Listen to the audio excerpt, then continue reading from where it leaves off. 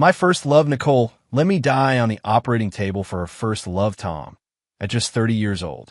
Nicole wept heartbrokenly, while Tom embraced her and whispered comfortingly, "Don't cry. You still have me."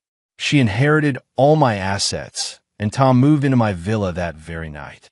Not long after, Nicole, who had obtained my shares and smoothly became the company's chairman, announced at a board meeting that Tom had been appointed as the company's CEO. Nicole didn't show up at my funeral. At the already quiet ceremony, there appeared someone I didn't recognize. She had delicate features, dressed simply, wearing large black-framed glasses that covered half her face. With slightly reddened eyes, she placed a bouquet of my favorite pink tulips by my body. It's a pity that Nicole, whom I loved most, hated tulips the most, especially pink ones. Just as I was wondering who this person could be, she bowed deeply 3 times to my corpse, then turned and left. I don't know what came over me, but somehow I ended up following this stranger. She took a taxi to the mall, bought a lot of beautiful clothes, and then had a big meal, as if celebrating something. Had I offended her before? Is my death something worth celebrating? But judging by her expression, she didn't seem particularly happy. Just as I was completely baffled, she took out her phone and dialed a number I knew very well, Tom.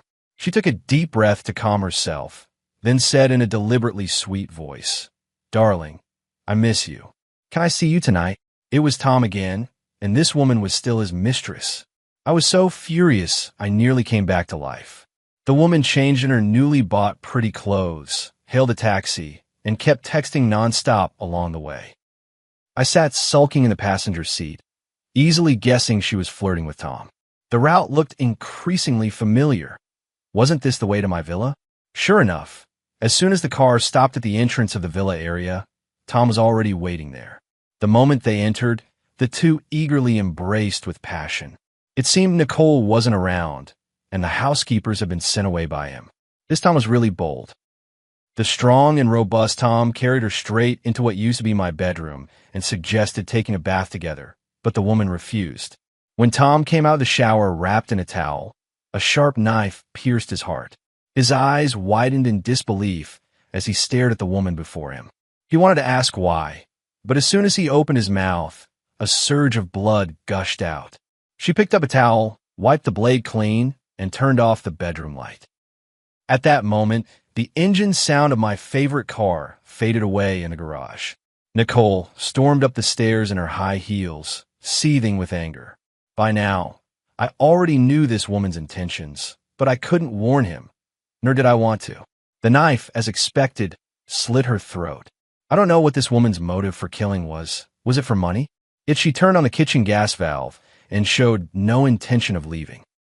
She lifted her head, brushed aside her beautiful hair, and said, "George, I've avenged you." Now I could clearly see her face. It was actually Mary, my desk mate from high school.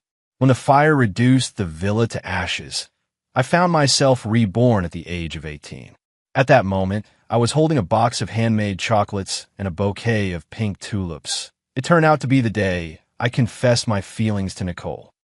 And Nicole was right there, not far away, surrounded by her group of girlfriends, waiting for my confession. These people are all connections I bought off in advance. To pursue Nicole, I've gone to great lengths to ensure a 100% success rate. Everyone around her has received favors from me. The one you can't have always stirs desire, while the favored one takes it for granted. Who in the entire school doesn't know I like Nicole? Yet Nicole prefers Tom, whose family background, academics, and everything else are inferior to mine. Perhaps those around her saw an opportunity for gain. Many toxic friends advised her to keep me hanging, not to accept my confession too easily, so I would cherish her all the more. Actually, they were just jealous that Nicole was being pursued by me, and they wanted to take advantage of me, so they kept making her reject me. If I remember correctly, this confession also ended in failure. In that case, I might as well go along with your wishes. So, in front of everyone, I turned and walked away with the chocolates and flowers.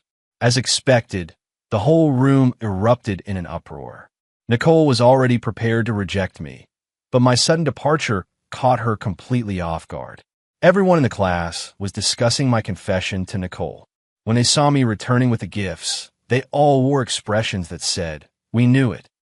I placed the chocolates and flowers on my deskmate Mary's table with a smile, saying, "For you, deskmate." She looked at me in shock. In the past, whenever I had gifts I couldn't give away, they'd always end up with her, but always casually tossed her way. This was the first time I'd made such a grand, public gesture. Mary's family situation was not good. Her mother passed away early, her father worked away from home, and she lived with her uncle's family. On weekdays, I just wear a school uniform, and the clothes underneath are all hand-me-downs from my cousin.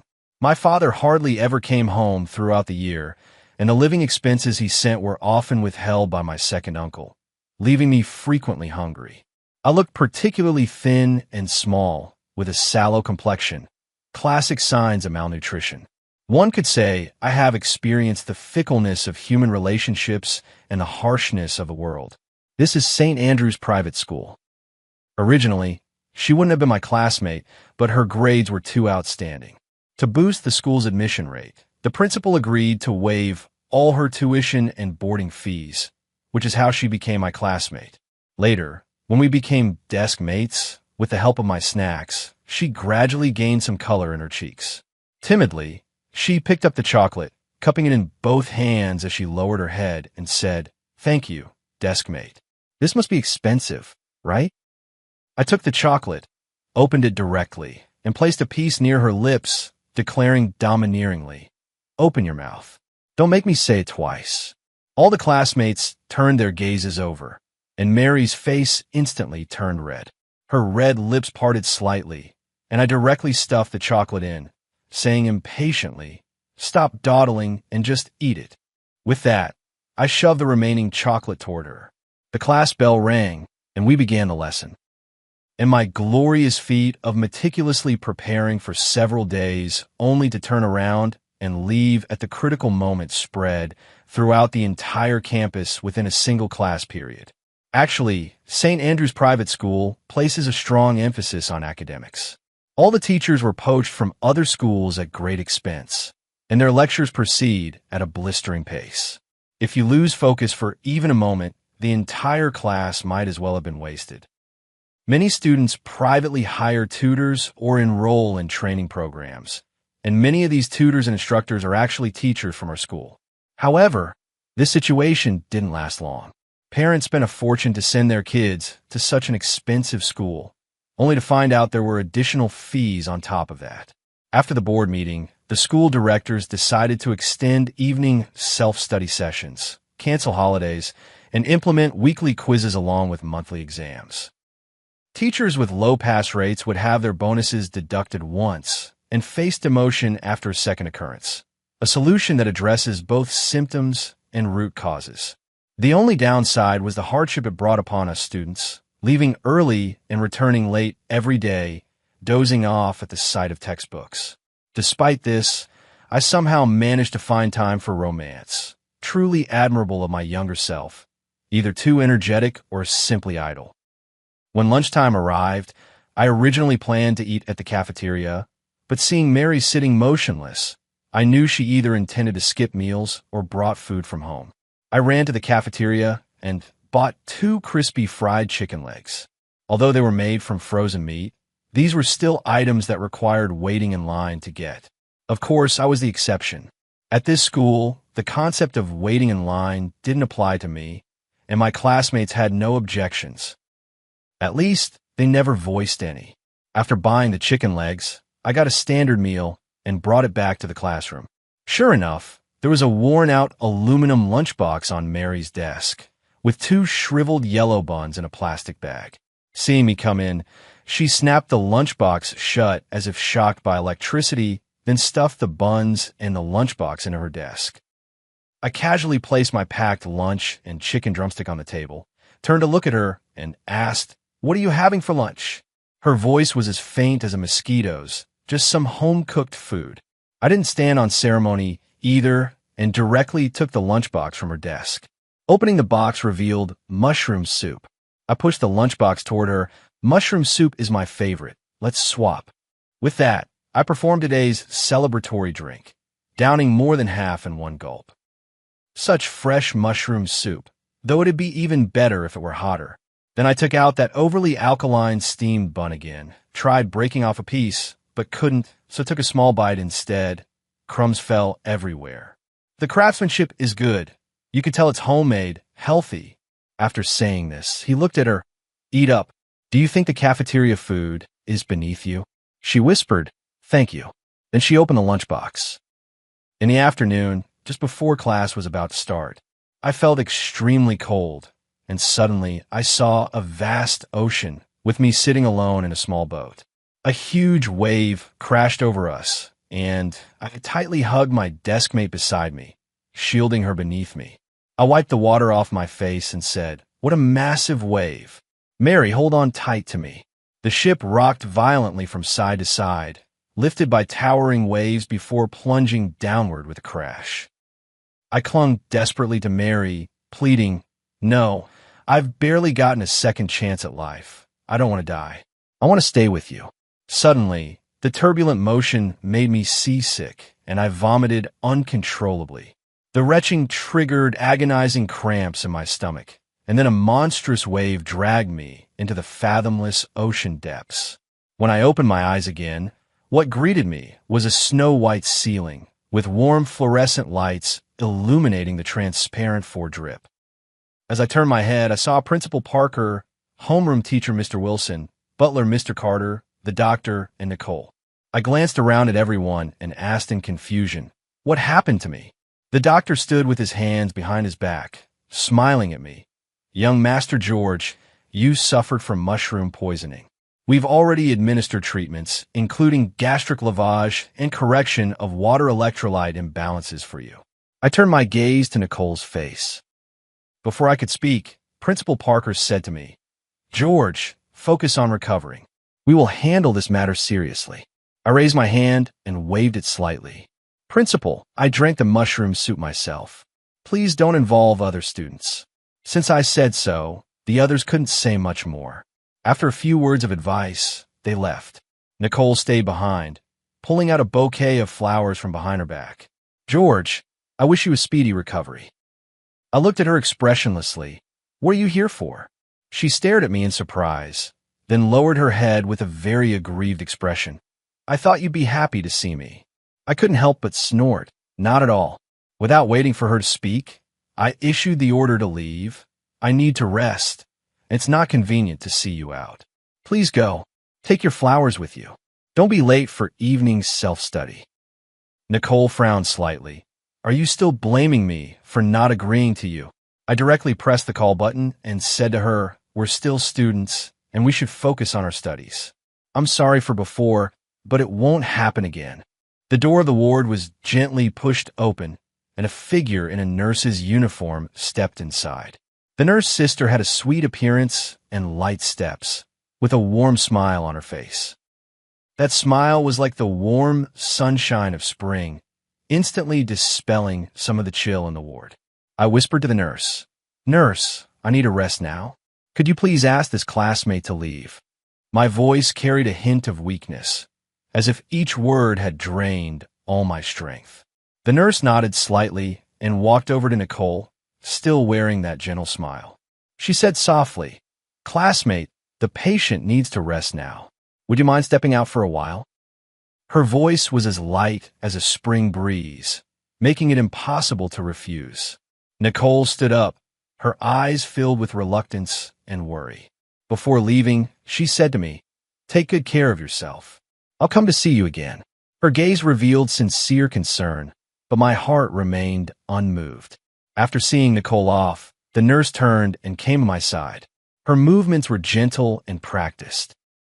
First, she picked up the thermometer and placed it lightly under my arm, her eyes fixed attentively on the time, while softly reminding me, Don't move.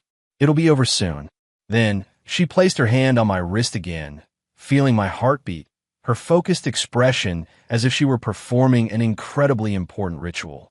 After the examination, she smiled and said to me, If you feel unwell at any time, just press the call button. Her smile carried encouragement and reassurance, easing much of the anxiety I had been feeling. I nodded obediently, forcing a faint smile, and replied, "Okay, I'll remember that." Not long after, the butler, Mr. Carter, returned to my room after seeing off the school leaders. His steps were hurried, and his face still carried a faint flush from the busyness. As soon as he entered, he quickly walked to my hospital bed, asking with a concerned expression, "Young master, is there anywhere else you're feeling unwell?" His eyes were filled with worry, afraid that I might be experiencing any discomfort. I shook my head, then suddenly remembered something and hurriedly asked, "Uncle Carter, you haven't informed my parents yet, have you?" There was a hint of urgency in my voice, afraid that he might have already informed my busy parents. "Not yet. Should I notify them now?" I quickly waved my hand and said anxiously, "Absolutely not. They're both busy. This minor issue of mine will be fine after a couple days of rest. No need to trouble them." "Understood, young master. I've arranged for a few professional caregivers. Would you like to personally vet them?" Mr. Carter, the butler, continued to dutifully ask for my opinion. I closed my eyes and replied calmly, "Whatever. Just don't disturb my rest." At this moment, all I wanted was to have a good sleep in this quiet hospital room, allowing both my body and soul to find a moment of peace. After Mr. Carter left, the hospital room fell into brief silence. I watched the liquid drip down bit by bit, thinking about my next steps. Soon, the ward door was pushed open again, and two female caregivers walked in. "Young Master George, we are your caregivers. Please let us know if you need anything." I tilted my head slightly. "I'm going to sleep. Just make sure the four doesn't backflow." The two replied in unison, "Yes, young Master George." When I woke up, needing to pee, the four drip had already finished the indwelling needle dangling from my arm. Two nursing aides, one sat on the sofa with her head lowered, the other lay directly on the accompanying bed nearby. I tried stretching my arm a little.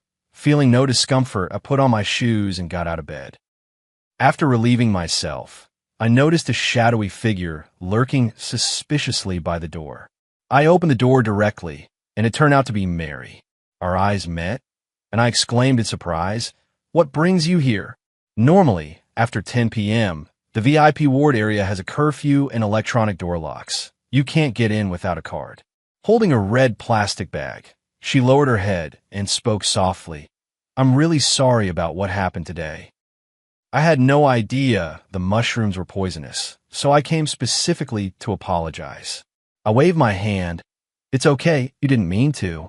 Besides, if I hadn't drunk it, you would have been the one in the hospital. I don't know why she didn't get poisoned in our previous life." Later, I remembered that I had accidentally knocked over Mary's lunchbox in anger over Nicole's matter, indirectly saving her life. I just didn't expect that in this life, it would still be because of me that I saved her again. It seems I'm destined to save her, no matter the method. She stuffed the red plastic bag into my hand. "This is for you." I took a glance inside. It was soy milk powder and sponge cake. Though inexpensive, this was at least Mary's food budget for an entire week. Without refusing, I said, "Thank you. I appreciate your kindness." She looked at me, her face flushed red, and replied, "Okay." I directly took her hand and said, "Since you can't leave now anyway, come in and rest." She quietly followed me back to the ward. I didn't wake the two caregivers, choosing instead to offer her my hospital bed. She quickly refused. "You're the patient. How can you give her bed to me?" I patted my chest and said, "I'm completely fine now. Besides, I can sleep all day tomorrow, but you have classes. You're the one who really needs rest." Seeing she was about to refuse again, I added, "This bed isn't free. You'll have to help me catch up on the classes I've missed these past 2 days." She nodded emphatically, "No problem." Her shoes were worn-out sneakers, but scrubbed clean, and her socks were those cheap white ones, not dirty at all. She took off her coat and placed it on the pillow, as if afraid of dirtying the quilt and sheets, lying almost sideways on the edge, occupying very little space. I stood up directly, pressing her shoulders to lay her flat. "If you're going to sleep, sleep properly. Take off your socks to rest properly." Mary obediently stood up, took off her socks, and quickly stuffed them onto the mattress. Her feet were beautiful. I don't have any particular fetish, but I couldn't help stealing a few extra glances. I hadn't noticed before, but her features were actually quite lovely. Long, fluttering eyelashes, a perky nose, and lips like cherries. Back then, my eyes were only for Nicole, and I overlooked the people around me. For a moment, I was completely entranced. Though only 18, she was well-developed, and as her chest rose and fell with each breath, I felt an urge to steal a kiss. After all, I've lived twice, and my mind is already that of a 30-something-year-old, no longer as naive as in my youth. She seemed to notice my gaze, aware that she wasn't asleep yet, but simply refused to open her eyes, letting me look at her. "Master George, why are you sitting here?"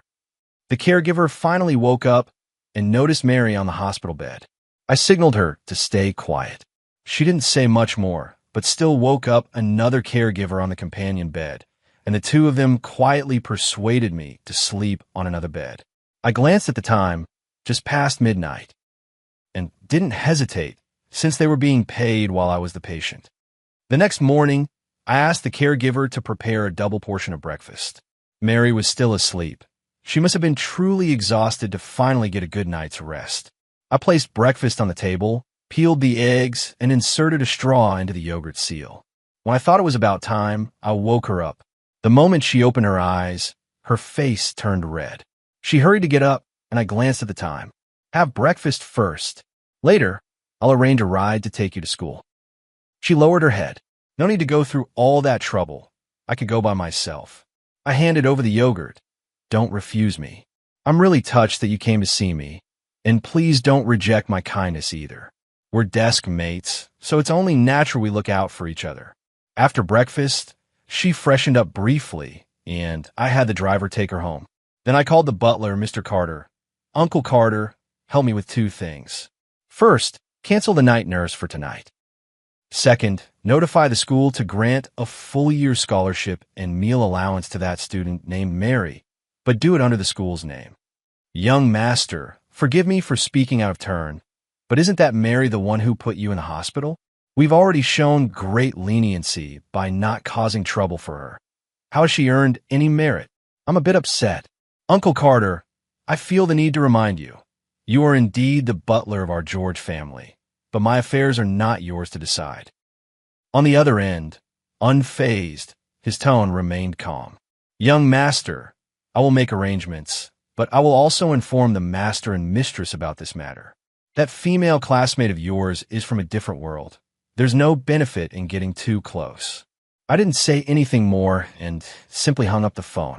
Uncle Carter has been with our family for years. His father was our butler before him, so you could say he watched me grow up. Officially, he's the butler, but in reality, he's practically family. Back then, he advised me not to get involved with Nicole. She wasn't the right match for me. But I was young and reckless, acting on impulse and ignoring his advice. I even fired him. Looking back now, I feel quite guilty about it. But Mary is different. In my past life, I owed her 3 lives. In this lifetime, I have no way to repay her except by offering myself to her.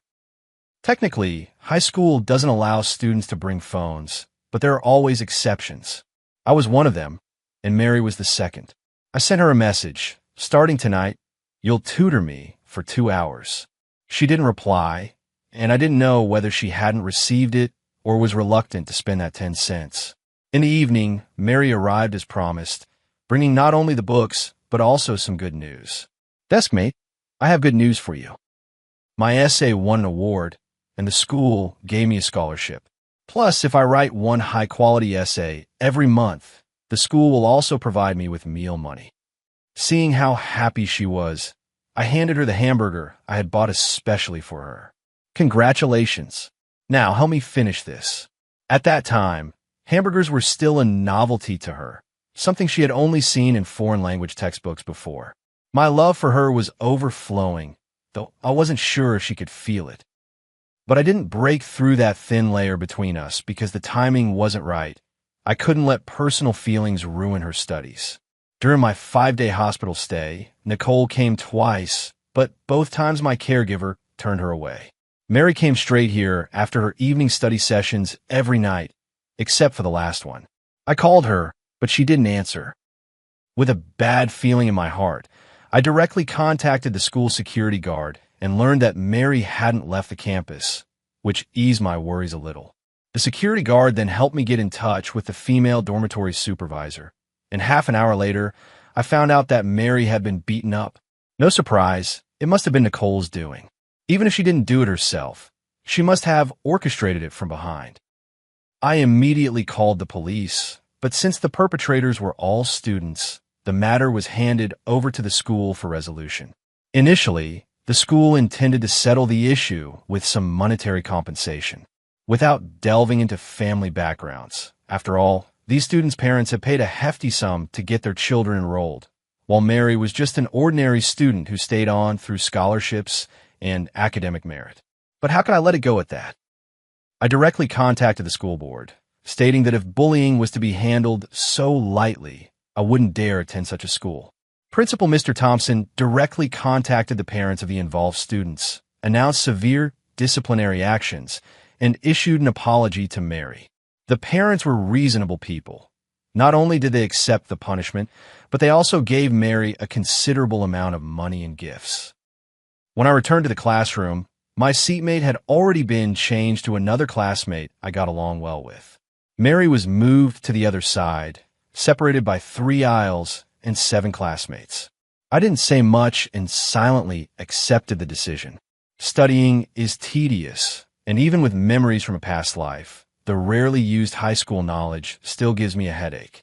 I didn't express any affection toward Mary, and I treated Nicole as a complete stranger.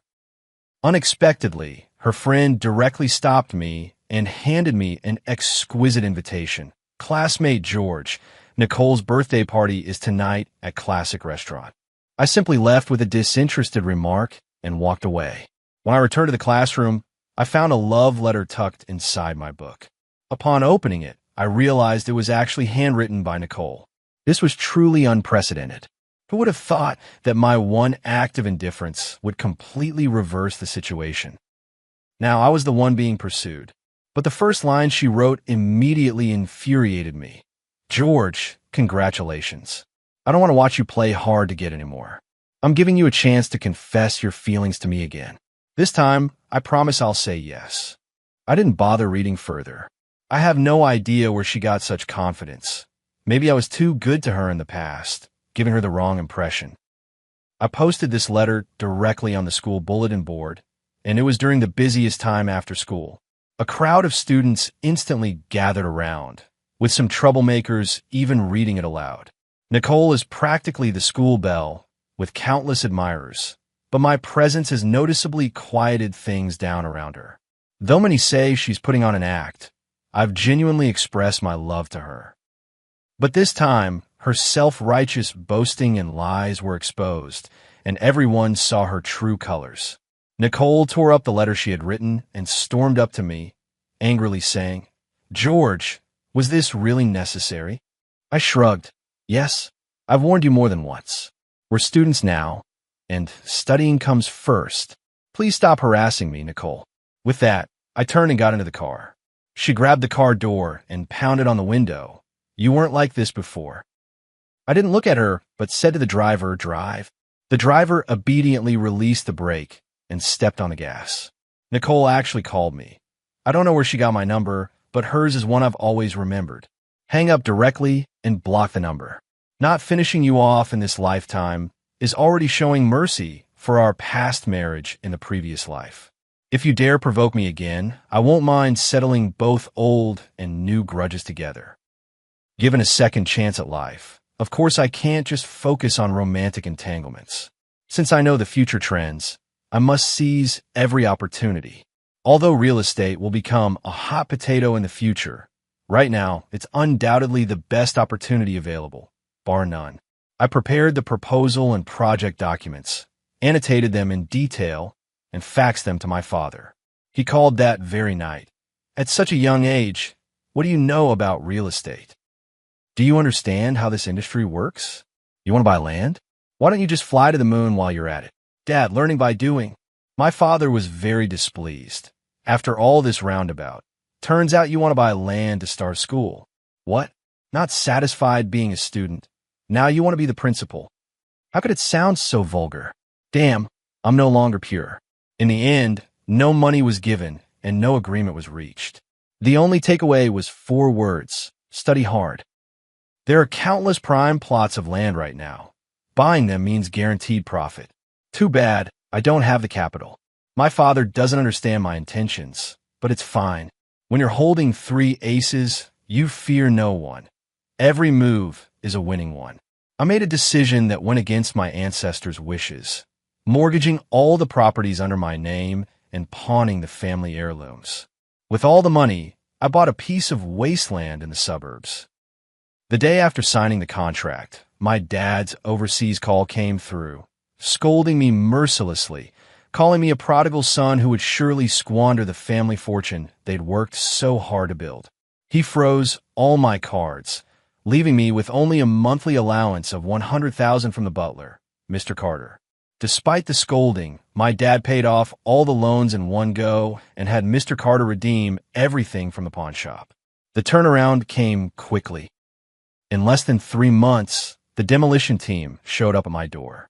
The land I purchased was designated as part of the new airport construction zone, and the price was negotiated quite favorably. With memories from my past life, these shrewd individuals were all surprised to see I was just a high school student. But after learning my identity, they gave me thumbs up, like father, like son. Watching the funds come in, I immediately registered a real estate company named Summit Real Estate and personally took on the role of legal representative. With memories from my past life, naturally I aimed to earn clean money. No dirty tricks. While others were still buried in textbooks, I had already become a rising star in real estate. Everyone says I'm blessed by my ancestors' good fortune, but when my father found out about the profit I made from the land I bought and that I started my own company, the first thing he did was review the proposal and project documents I faxed him. That very night, he called me demanding to invest in my venture. Why let the fat water flow to others' fields? Especially when, in the end, all this money would have been mine anyway.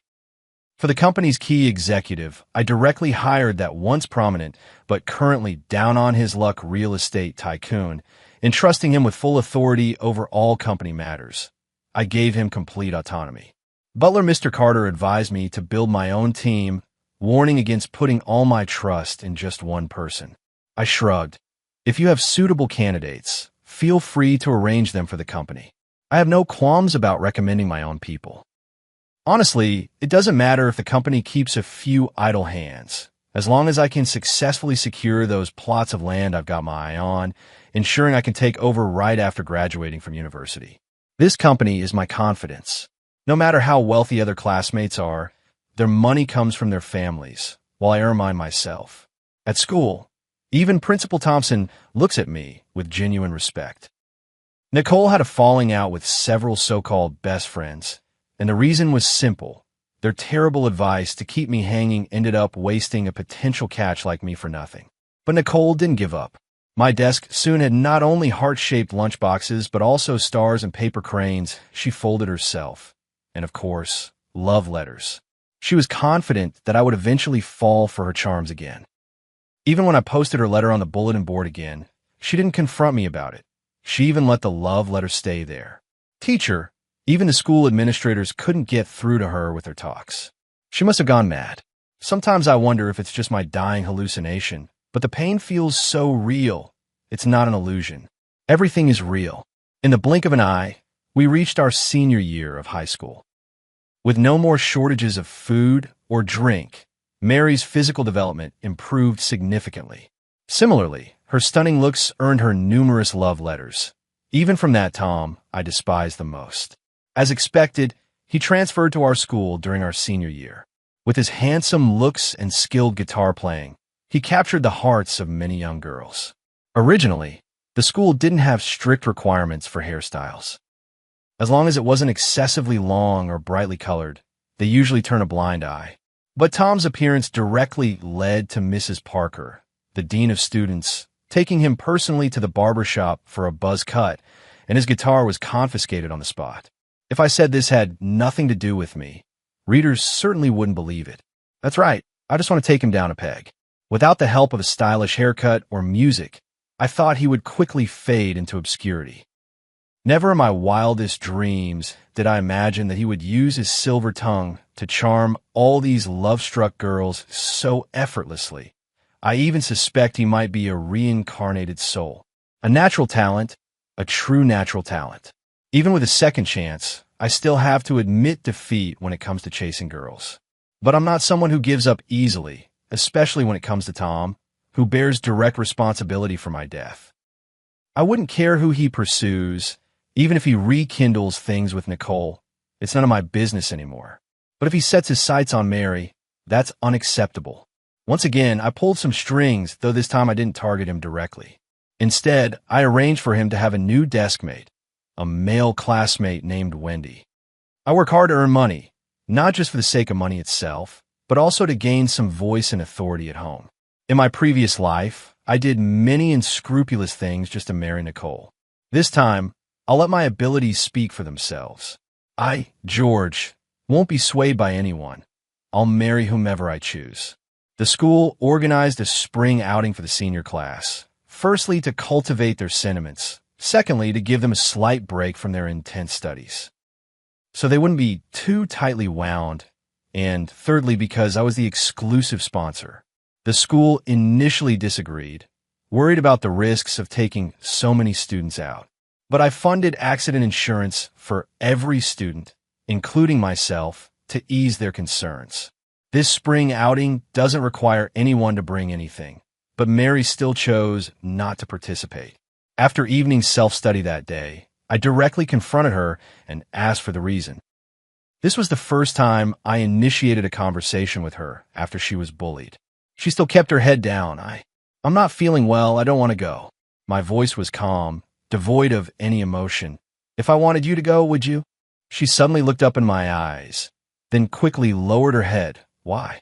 I was curious. Why what? Mary asked me in a voice as quiet as a mosquito's. Why would you want me to go? I didn't express my love on the spot, because someone who's lived over 30 years knows how to keep their composure. Because in our class, not a single one can be missing. I looked her up and down, hoping to discern the root reason for her reluctance, but was greatly disappointed. If you have any difficulties, you can tell me. I can help you with anything. You should believe in my capabilities. She picked at her fingernails, fidgeting uneasily as she said, I don't want to face a few of those classmates. I blurted out, Tom. She glanced up at me once more, then lowered her head and softly murmured, I thought for a moment, then suddenly patted her on the shoulder without warning. She shuddered and looked at me with suspicion in her eyes. If you love me, please don't hurt me. TXT, like this, you can publicly claim to be my girlfriend, and then no one will bother you anymore. As I spoke, I took off my watch, grabbed her hand, and placed it in her palm. Consider this watch as something I'm lending you. You can treat it as a token from your boyfriend. All our classmates recognize this watch. You can return it to me after graduation. She quickly declined. No, this is too valuable. What if I lose it? I clasped my hand behind my back and said nonchalantly, it's just a watch. If you think it's too big and inconvenient to wear, I could also announce our relationship publicly, though that might easily lead to parents being called in. At the mention of involving parents, she tightened her grip on the watch. She had heard from other classmates before. Mary's father had been called to school once, and without asking for reasons, he had started hitting Mary the moment he saw her. Fierce to the extreme, even enemies aren't treated this way.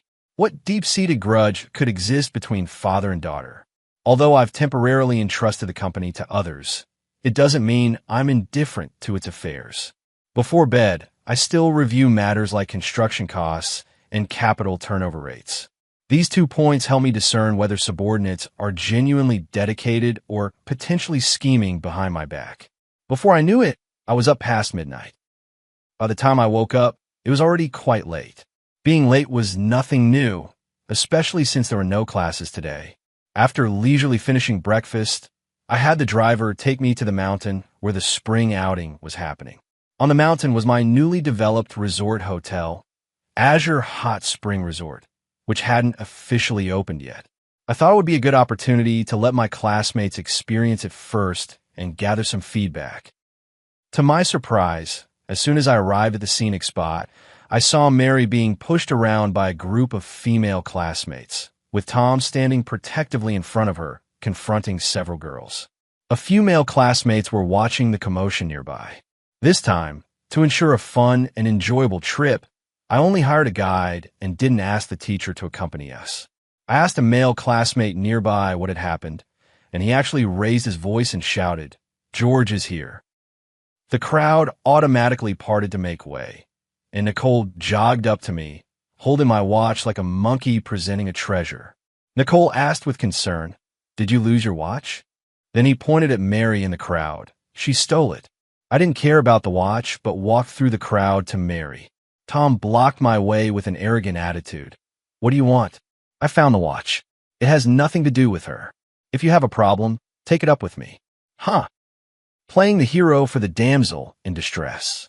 Does this playboy find Mary so attractive that he'd risk offending me for her sake?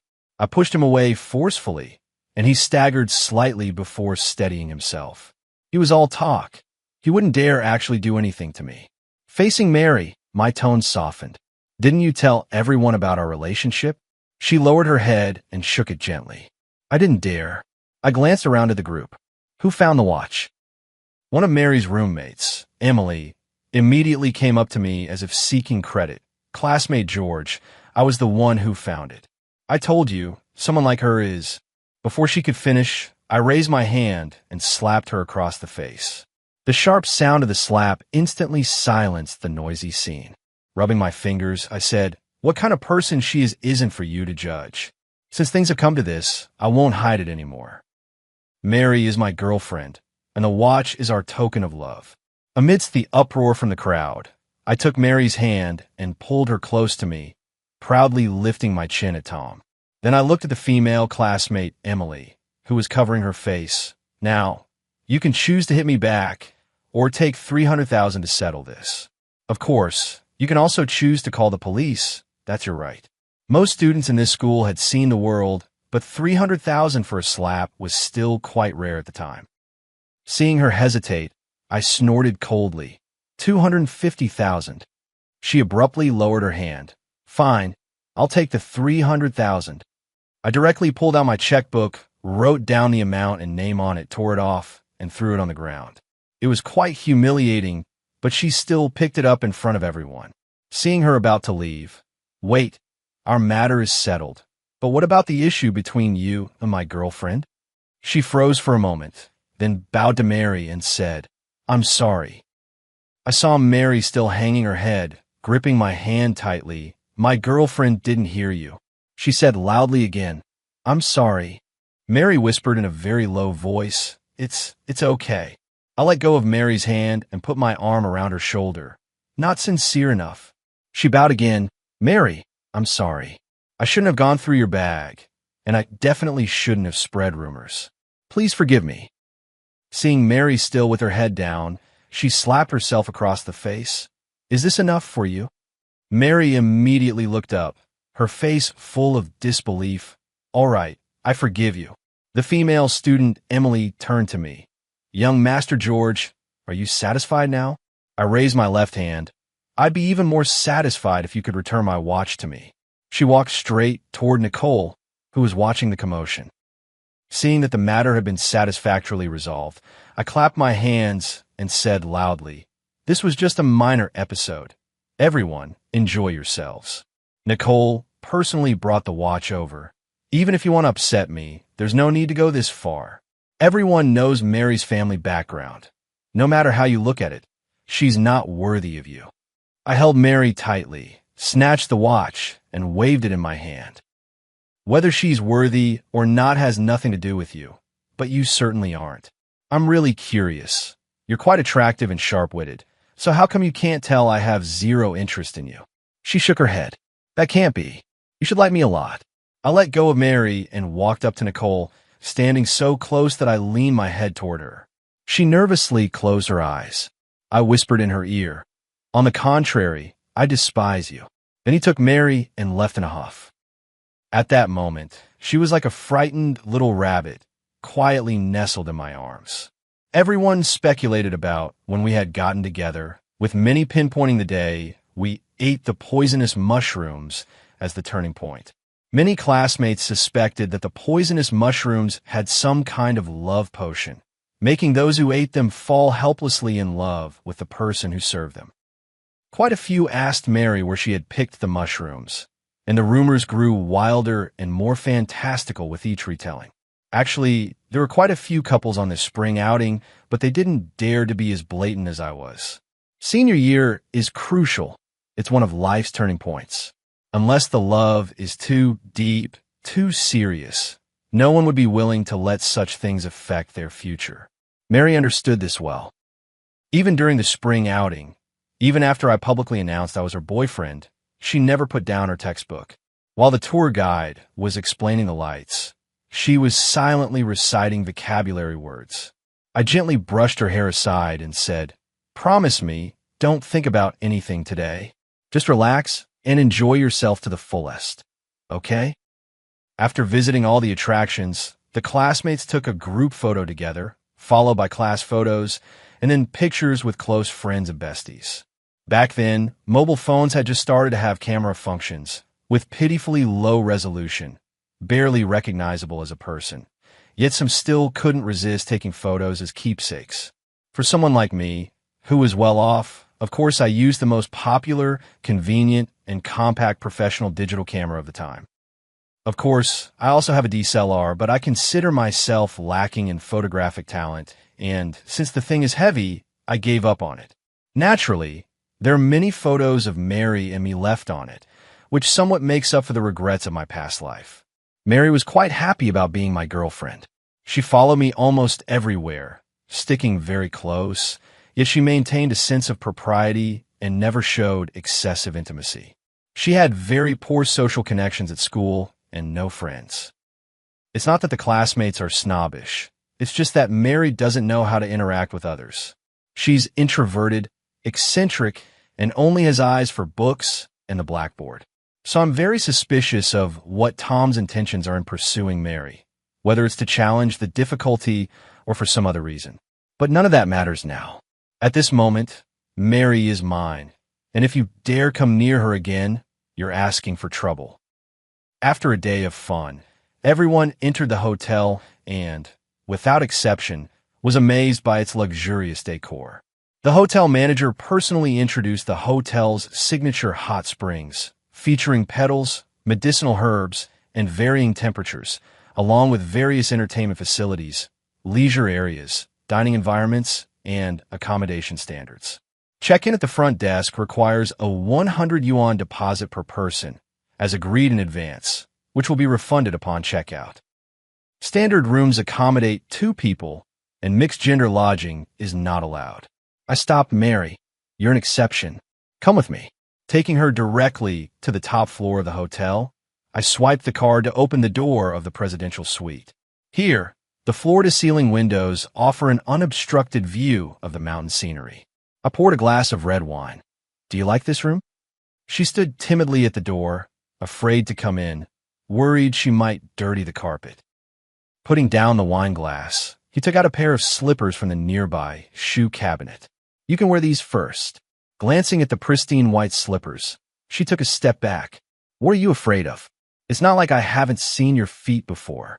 Her face flushed instantly, but she obediently took off her shoes. After walking all day, those originally thin, cicada wing-like white socks could no longer conceal her pretty toes. She simply took the socks off completely, and I directly picked them up and threw them into the trash. She actually reached out to stop me. "Do you have such a special fondness for these socks? I'll buy you a whole box of new ones later." She blushed and shook her head. "No." Then she looked up at me. "Classmate George, can I ask you a question?" After washing my hands, I picked up the wine glass and pointed to the sofa. "Questions are fine, have a seat." After sitting down, she kept her legs together and lowered her head nervously. "Why are you so nice to me?" I took a sip of red wine and said, "What if I told you I like you? Would you believe me?" She shook her head gently and then tentatively asked, "You must pity me, right?" You can't stand seeing others bully the weak, is that it? Her words made me laugh in exasperation. Raising my glass, I replied, think whatever you want. I've already confessed to you in advance, and you didn't reject me. Plus, everyone in our senior year knows about our relationship. So, as of now, I'm your boyfriend. Glancing at the menu on the table, I asked, what would you like to eat? He waved his hand dismissively. Forget it. You'll eat whatever I order. Just as she was about to pick up the phone, she asked, aren't we eating with our classmates? As the future proprietress of this hotel, one always has certain privileges. She didn't argue further, probably thinking I was joking. I didn't ask the students to prepare swimsuits in advance because I was afraid some hormonal teenagers might get impulsive. I certainly don't want any accidents before we even officially open. I can guarantee that Mary has not only never seen any of the dishes served at dinner, but probably hasn't even heard of them before. In a few years, a meal like this would definitely be Instagram-worthy.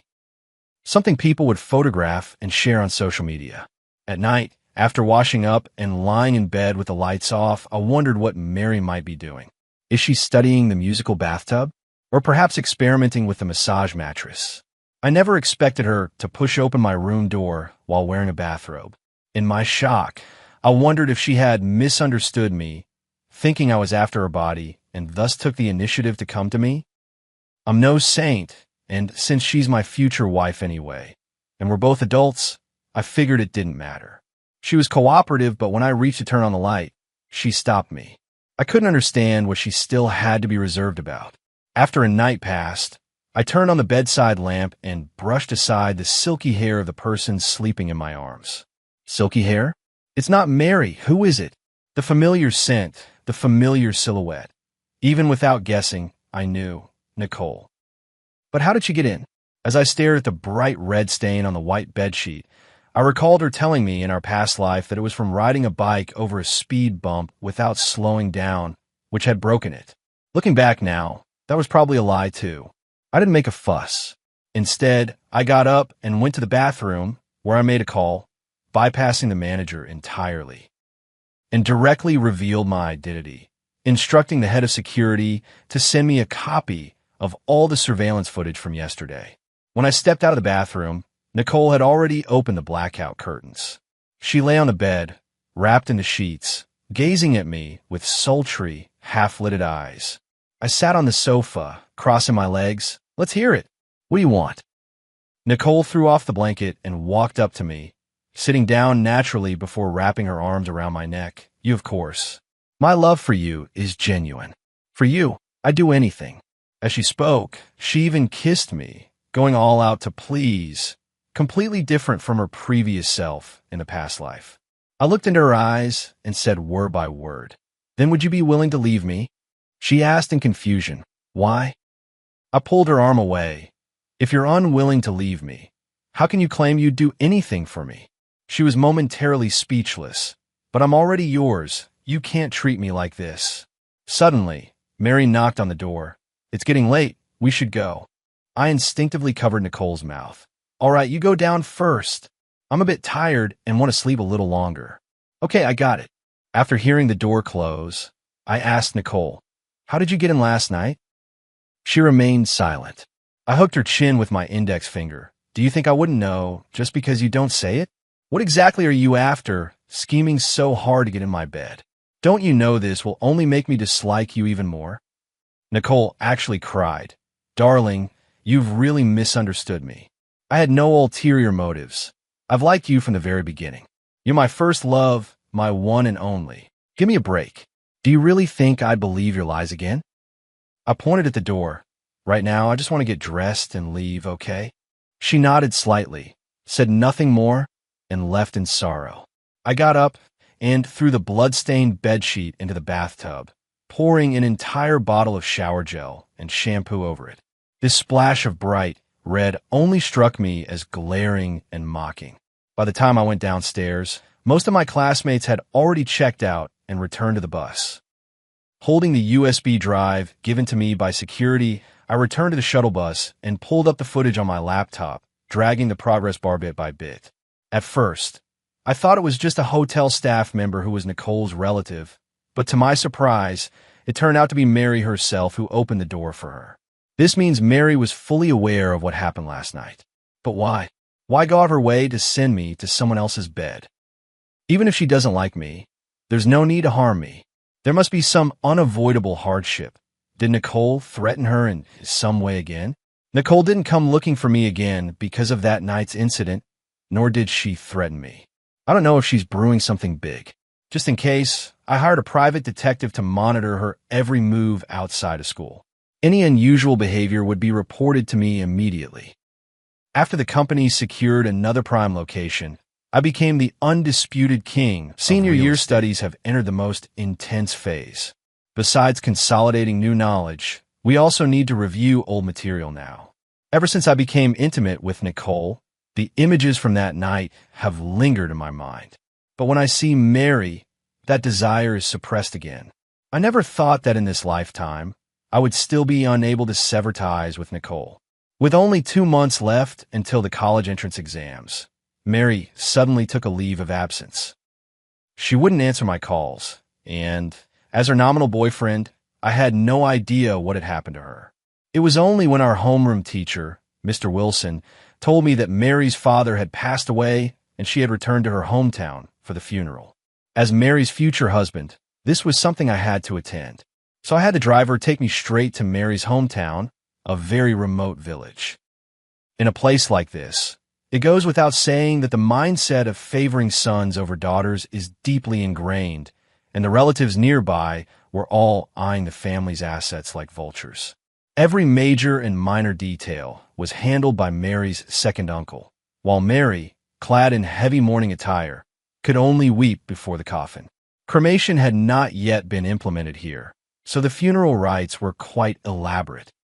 My arrival drew quite a crowd, especially my car, which became the subject of much discussion as soon as it was parked. This car must cost over $100,000. Not just that, I recognized this car emblem. It's worth over $10 million. When I approached Mary, she looked at me in surprise, probably not expecting me to show up. But after just a moment of hesitation, she threw herself into my arms, sobbing loudly, while I patted her back and comforted her softly. Her second uncle found me and inquired about my identity. Naturally, I presented myself as her future son-in-law. As a result, her uncle didn't hold back either, directly charging me for the coffin, the funeral feast, the grave repairs, and even the debts Mary's father had left behind. They were small amounts, so naturally I didn't take them to heart. Moreover, to express my gratitude for her uncle's family taking care of Mary, I prepared a separate thank you gift. Her uncle clutched a thick stack of red bills and treated me as an honored guest. Not only did he buy the best local wine, but he also had his eldest daughter prepare plenty of dishes to go with the drinks for me. At night, I joined the vigil, and Mary's second uncle told me many stories about her childhood and her family background. To sum it up in one word, tragic. Before the memorial, I vowed that I would treat Mary well for the rest of my life. On the day of the funeral, I personally carried the willow branches wrapped in white paper. In the evening, after the guests had left, the small house held only Mary and me. Our eyes met, and I couldn't help but embrace her. She didn't resist.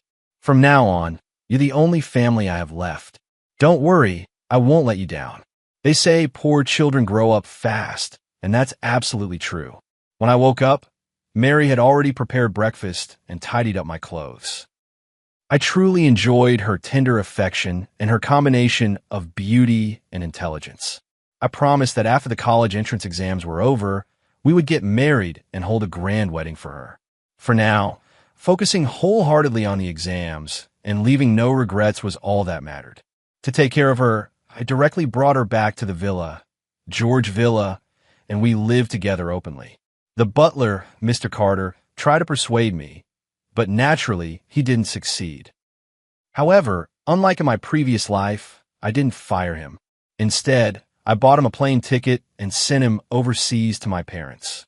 My parents had some reservations about me dating an ordinary girl, but I told them with my current achievements, without her, I wouldn't be where I am today. They thought I was a rational person, and since I had made a decision, I must have my own considerations, so they respected my opinion. Mary acted like a personal nanny, taking care of my daily needs. Food, clothing, shelter, and transportation. In just 2 short months, she had become like the lady of the house, and the maids below also approved of her. On the day of the college entrance exam, she confidently entered the examination hall. I hugged and kissed her, wishing her a triumphant start. Nicole watched silently from not far away, saying nothing as she quietly entered the examination hall. Tom kept his long hair during the college entrance exams, determined to be the most stylish guy in the exam hall, even if his grades weren't outstanding. After the exams ended, all the seniors proposed a graduation trip, and many responded. Everyone wanted to visit my hot spring hotel one more time, but my place was already operating normally with excellent business. So how could I let them play around like before? Mary wasn't very interested in traveling and just clung to me incessantly. She wanted to apply to the same school as me. In my previous life, my grades were already decent, but I chose a less satisfactory school just to follow Nicole's footsteps. This time, I directly picked the university I truly desired. My dad wanted me to attend an Ivy League school abroad, saying everything was arranged, but I couldn't bear to leave my business here. So I refused, because a new opportunity was just around the corner. The rise of smartphones overshadowed traditional communication. I didn't have the ability to challenge the dominance of new communication software giants, but investing in them was still within my reach. Many people wondered why someone from a traditional industry like me would set their sights on the virtual network. No one could see the profit potential, not even the software developers. But as someone who had lived a second life, I naturally knew how to monetize it. However, I wouldn't reveal it to anyone. I just kept pouring money in, securing massive investments in the angel round and Series A. This move not only failed to earn praise, but even dragged down the stock price. I didn't care. Stock prices were illusory. What mattered was what I held in my hands. My moat wasn't real estate, but the memories of my second life. So, I feared no financial turmoil. Even if I lose everything, the fundamentals of cryptocurrency will still support me, preventing me from being completely crushed. I just keep my holdings at a safe level. I don't want to die unexpectedly for no reason. The results are out, and unsurprisingly, they're excellent, though not much different from my previous life scores. Mary and I compared our results and applied to the same school in the city. Barring any surprises, we'll likely be in the same class. For convenience, I even bought a large flat near the school in advance. For convenience, I held my wedding and college celebration banquet together. Apart from a very few who had prior commitments, practically all my classmates attended, including even Tom and Nicole, who usually don't get along.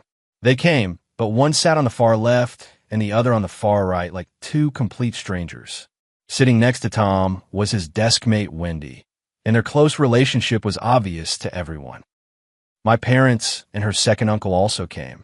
The uncle gave up his plan of exploiting the heirless family, opting instead for a long-term strategy. He wants to arrange all his children to work in my company, the George Group. No problem, take it all in. The job is the easiest, the salary is the highest, and anyone who disagrees can just start over by being reborn. In his senior year, Tom joined my branch company. That same year, the CEO of my company announced his resignation and started his own real estate company. Almost all the key employees of my company submitted their resignations at the same time, but they didn't go through my approval. They had already quit before the CEO left. The entire company instantly lost all its core strength. Instead of recruiting new people, I announced our withdrawal from the real estate market to focus fully on e-commerce and web applications. Everyone says I'm crazy because the current online environment is unclear. The only way to make money online is through online games. People are still accustomed to using various online resources for free and lack awareness of copyright. My software is flooded with one-star reviews, with the most common being, "What a terrible app. Everything inside costs money." I know one person's ability is limited, and not all money can be earned. That's why I avoid many seemingly lucrative industries altogether, even turning down offers from big shots who come knocking. At the high school reunion 3 years after college, I brought Mary to the venue. Everyone had changed quite a bit. Among them was a particularly beautiful woman, and no one recognized who she was. She introduced herself. "Hello, classmates, I'm Wendy." Everyone exchanged glances. No one had heard of such a person in any class. Until she rolled her eyes at me and said, "Bro, it's me, Wendy." Wendy? Truly, men change beyond recognition at 18. Who could tell if I'm male or female? Inevitably, there was some teasing, but Wendy took the jokes in stride. She was open and unashamed about her gender transition, carrying herself with such grace that it made others hesitate to say anything further. Throughout, no one mentioned Nicole or Tom. I was curious about how they were doing, but when it came to Nicole, I was even more curious about Tom's whereabouts. To my surprise, when he told me that Tom was now her boyfriend. Congratulations, cheers, may they stay together forever. As for Nicole, I don't want to know anything about her at all. I'm just curious why, after that night, she suddenly became like a stranger, completely disconnected from me. Mary keeps the house in perfect order. Although she can't help me much with business, she's great at taking care of my emotions, and I never put up any defenses around her. We're incredibly loving. The only thing is, we've never had children. We've tried every possible method imaginable. Chinese herbs drank like water, more doctor visits than client meetings, but her belly just refuses to cooperate. Meanwhile, my health keeps deteriorating day by day. Counting the days, I realize there's only 1 month left until the anniversary of my death in my previous life. Could it be that in this lifetime, I still can't escape the fate of dying at 30? I even entrusted my life to so-called spiritual masters, and their words were quite consistent. They said this calamity was fated for me, but with the help of a noble person, I would ultimately turn misfortune into blessing and find good fortune in adversity. I hope so. Anyway, I didn't spare any money. Sincerity brings miracles. If death is truly my fate, I'd have no regrets, because this time, those who love me weren't wronged. These past 2 days, I've been extremely weak. Mary brewed me some nourishing herbal soup. I watched as she thoughtfully held the spoon, gently blew away the steam, then lightly touched it with her lips before bringing it to my mouth. The heart says, even if it's poison, I'll swallow it with a smile. At night, I lay in bed, and after she finished washing up, she lay down beside me. In the early hours of the morning, I heard someone speaking very softly, very faintly. "Is this medicine of yours even working? Why is he still alive?" "Bullshit. Do you think I can't tell the dosage? Didn't you say using too much would be easily detected? I'm helping you here. Don't forget, if there's an autopsy, you'll be the first one they investigate." I knew very well that it was Mary speaking, but I had no idea who was on the other end of the phone, what they were conspiring about, or whether it had anything to do with me. Should I trust Mary's loyalty to me? They say young couples grow old together as companions. We've known each other for so long, and I've always been completely confident in her. She really has no reason to harm me. But after she came out of the bathroom, I still pretended to be fast asleep and casually hugged her. She didn't push me away. Instead, she kissed me. This kiss made me feel that what I had just heard was likely just a misunderstanding. I didn't think she could do anything to me. After all, she had no one else to rely on. Without me, she would only be left to sit idle and consume her resources. I suggested taking her out to relax, and she agreed, leaving the destination entirely up to her. She chose an island getaway, with only a handful of people on the spacious yacht. I leaned against the railing with both hands, feeling the sea breeze, when hurried footsteps approached from behind. I turned sharply to see Mary wearing the same murderous expression she had when she killed Tom in our past life, gripping an identical sharp knife. The target was me, but this time Nicole took the blade from me. The knife plunged deep into her abdomen, blood pouring out uncontrollably. Nicole tightly gripped the knife handle. I held her shoulder and kicked Mary's hand away. "Why? Have I ever wronged you?" Her face was like still water, her tone icy. "Anyone who stands in my way will die." As she spoke, she charged again. Though physically weak, I handled her with ease, flipping her over my shoulder and pinning her to the ground. Her lackeys moved to assist her, but I simply flung cash at them. Get lost before I decide to kill. They looked at each other, standing still in place. Mary shouted, "Do you think money allows you to do whatever you want?" I snapped my fingers and pointed into the distance. That's right. With money, you really can do whatever you want. 4 armed bodyguards emerged from the cabin, for speedboats rushed toward the yacht from all sides, and a helicopter flew overhead. Seeing this, those people immediately knelt down and surrendered without a fight. I held Nicole in my arms. A warning would have been enough. Why take the knife from me? Tears welled up in her eyes as she caressed my cheek. I owed you in my past life. This time, I'm repaying you. With that, her head tilted and she collapsed into my embrace. I patted her cheek and sighed. Nicole, you've watched too many movies. Stop acting. This spot, this depth, it's not fatal. She clutched her wound. Can't you just cooperate with me? Do you have any idea how much effort I put into saving you? I had the helicopter take Nicole away and press the gun against Mary's head. This is international waters, your chosen spot. Start talking. Mary sneered. My secrets? You'll never know them in this lifetime. I released the safety. You think I really know nothing? Your uncle wasn't as tough as you. How your father died was already the final warning to you. Who knew you'd still refuse to change your ways? I whispered in her ear, your mission has completely failed. This is your last chance at rebirth. If you die this time, you're gone for good. She looked at me in shock and asked, how do you remember the previous life? I pulled the trigger without hesitation, then muttered to myself by the seaside, because I've been wronged. I already had everything in the world. Why would I ever stoop to being a simp? That's not normal at all, and I'd never be interested in someone like you. If all impossibilities have become possible, there's only one explanation. I've been manipulated. After saying that, I tossed the gun to one of my subordinates and ordered, throw all these people into the sea for the sharks.